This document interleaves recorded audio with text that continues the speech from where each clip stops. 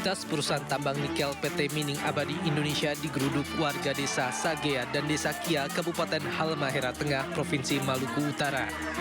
Masa aksi yang didominasi ibu-ibu ini menagih janji atau kesepakatan yang sudah dibuat. Tidak mungkin dia begitu, tidak mungkin dia bikin pertemuan di pusat terus. Masa menduduki dan memblokade seluruh kegiatan perusahaan tambang, terutama aktivitas pembuatan ore nikel ke kapal. Aksi warga dua desa ini dikawal ketat aparat kepolisian. Aksi warga ini dipicu lantaran pihak perusahaan PT Mining Abadi Indonesia hingga kini belum juga menepati janji kesepakatan. Sudah 5 kali dijanji, terpenuhi. Terpenuhi, Pak. Kalau penuhi berarti kita taruh di sini. Kalau penuhi berarti ibu-ibu taruh di sini. Haknya apa ini, Ibu? Haknya cuma pemuatan. Oh, pemuatan. Pemuatan 1 kakak 350. Itu yang kita tuntut karena perjanjian dari Shanghai. Sementara itu, upaya pemerintah Kabupaten Halmahera Tengah berupaya menengahi kedua pihak dan segera menyelesaikan masalah, sedangkan masyarakat bersikeras dengan kesepakatan awal. Dari Ternate, Maluku Utara, Ismail Sangaji, iNews melaporkan.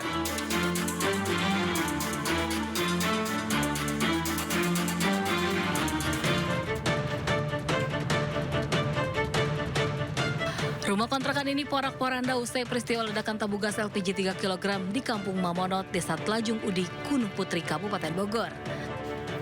Akibatnya 2 orang alami luka bakar, bahkan 1 orang yang merupakan pedagang cilok keliling akhirnya tewas meski sudah menjalani perawatan medis. Ia menderita luka bakar di sekujur tubuh atau mencapai 80%. Warga menyebut kejadian ini dipicu kebocoran tabung gas yang sudah berlangsung cukup lama hingga uapnya memenuhi ruangan. Diduga korban tidak mencium adanya bau gas sebelum api menyebar dan memicu ledakan hebat. Gas itu ngumpul di satu ruangan. Nah, kemudian kejadiannya setelah dia ditrekan kompor ya mungkin bangun tidur ya dia nggak nyium bau aroma gas langsung meledak gitu. Lebih seperti kayak gitu. Saat ini korban kedua masih menjalani perawatan intensif di rumah sakit. Polisi juga sudah memasang garis pembatas untuk dilakukan penyelidikan lebih lanjut. Dari Kabupaten Bogor, Jawa Barat, Cahyat Supriyatna, iNews melaporkan.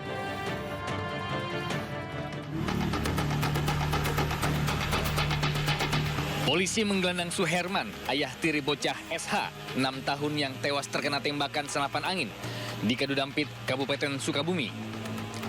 Tragedi terjadi saat pelaku tengah membersihkan dan memperbaiki senapan angin yang ternyata masih berisi peluru tanpa memeriksanya terlebih dahulu. Tak diduga, senapan angin meletus dan mengenai kepala korban, lalu tembus ke belakang.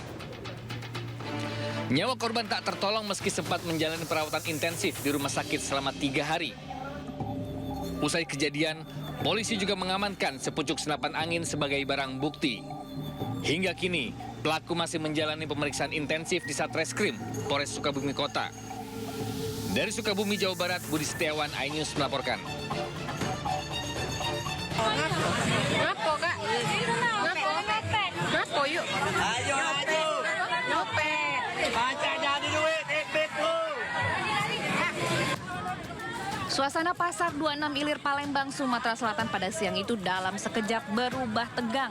Pengunjung pasar menangkap seorang perempuan yang tertangkap tangan saat mencopet telepon genggam seorang pembeli.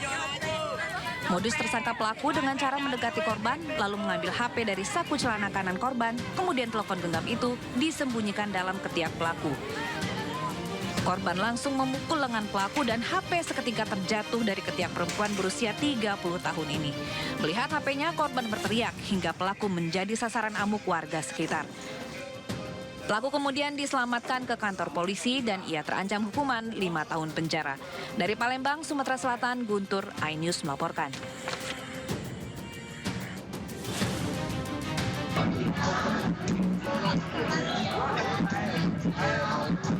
Aksi pencopet mengambil telepon genggam seorang wanita di atas meja di kawasan Blok M terekam kamera pengawas dan viral di media sosial.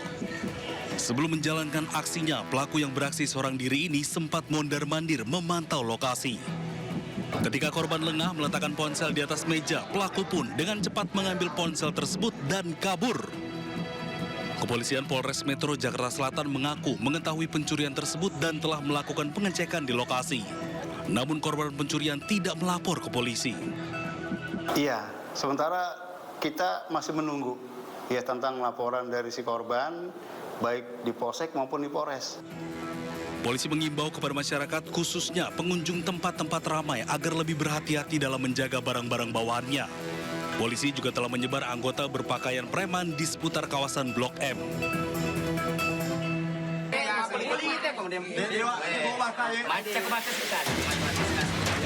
Pencuri telur ayam ini tidak bisa berbuat banyak setelah tertangkap tangan saat mencuri telur di sebuah kandang ayam milik warga di Desa Kulo, Kecamatan Pancarijang, Sidrap, Sulawesi Selatan.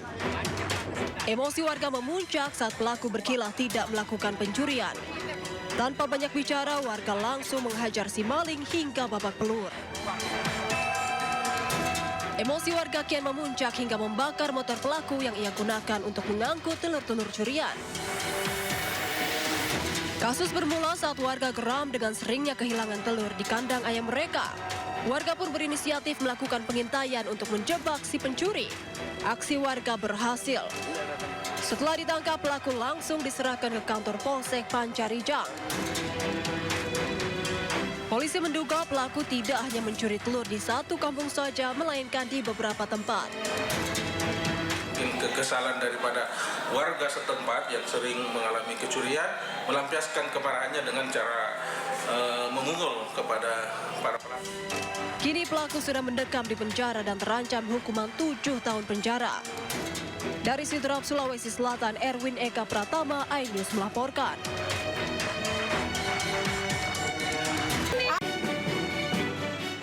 Berbagai cara dilakukan pedagang obat keras untuk merusak generasi bangsa. Di Penjaringan, Jakarta Utara, seorang pemuda menyamarkan penjualan obat terlarang dengan menjual alat-alat kosmetik. Pelaku menyembunyikan obat-obatan keras tersebut di dalam laci toko agar tidak dicurigai warga. Obat terbungkus plastik berisi 5 butir dijual bebas pelaku seharga Rp40.000. Dalam razia hari itu, polisi turut menangkap pelaku berinisial MK karena menjual obat keras di kawasan pergudangan fluid. Menurut polisi, obat golongan G berbahaya jika dikonsumsi tanpa resep dokter. Efek dari konsumsi sembarangan obat jenis ini juga memicu maraknya tawuran remaja. Dari Jakarta, Sofyan Firdaus, iNews melaporkan.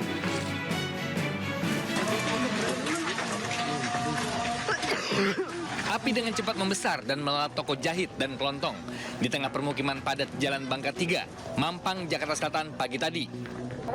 Bahkan, api sempat merambat ke bangunan di sebelahnya, hingga warga histeris dan berusaha memadamkan dengan alat seadanya.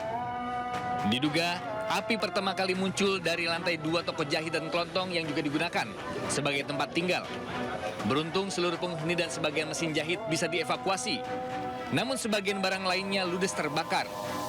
Belum diketahui penyebab kebakaran, namun diduga akibat korsleting listrik. Di atas sih. Dari atas, lantai 2 gitu Bang. Di atas ada tempat apa Bang? Di atas tempat tidur, kamar.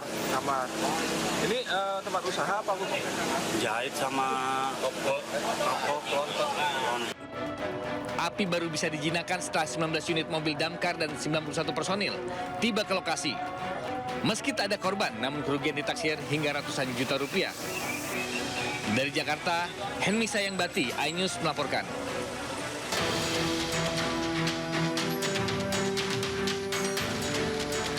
Ratusan sopir angkot melakukan aksi unjuk rasa di depan kantor pemerintah Kota Bekasi. Para sopir angkot menolak pengoperasian bus Transbeken milik pemerintah Kota Bekasi yang bersinggungan langsung dengan jalur angkutan kota.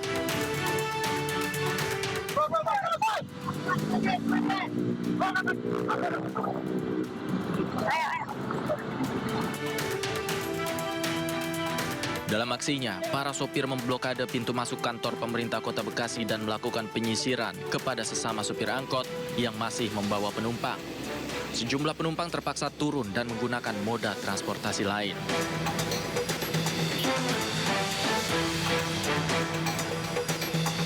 Apalagi sekarang kita kan sebagai supir angkot ini kan yang disewa kan udah pada susah, banyak saingan. Ya nggak ditambah lagi kalau itu masuk juga Pak, kami mau makan apa? Saya kira ini nanti hanya perlu sosialisasi, karena sebetulnya kan mereka bergerak pada tempat-tempat yang berbeda. Sopir angkot menuntut pemerintah Kota Bekasi untuk menghentikan dan mengkaji ulang rencana pengoperasian bus Trans Beken yang jalurnya bersinggungan langsung dengan jalur angkutan kota. Dari Bekasi, Jawa Barat, Rahmat Hidayat, iNews melaporkan.